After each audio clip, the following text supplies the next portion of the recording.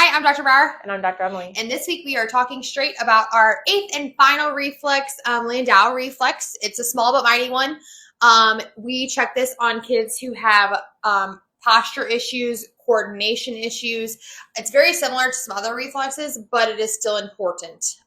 So we check it differently in infants than in big kids, but if it's not integrated, we have the poor posture, we have poor coordination. If it isn't there in babies, and it should be, we have those weak muscle tone babies, the ones that are very like flaccid and limp. Don't hear what I'm saying. We want that to an extent. We don't want to like uber stiff baby, but we don't need a no tone baby either. We need to kind of meet somewhere in the middle. So this reflex is super important because we need it when we need it, and then it really needs to go away when it doesn't.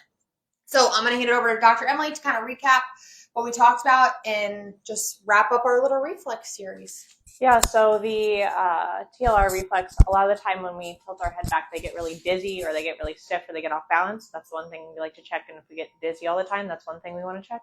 And then with all the primitive reflexes that we've talked about throughout all of this, we want to make sure that we get them checked, we get them integrated. If they're not integrated, we tend to find things that are frontal lobe issues where we don't make good decisions, we're volatile, we aren't easy to reason with, we're illogical, and we all want all of that out of our children and ourselves. So if you're feeling like you're having trouble with that, let us know.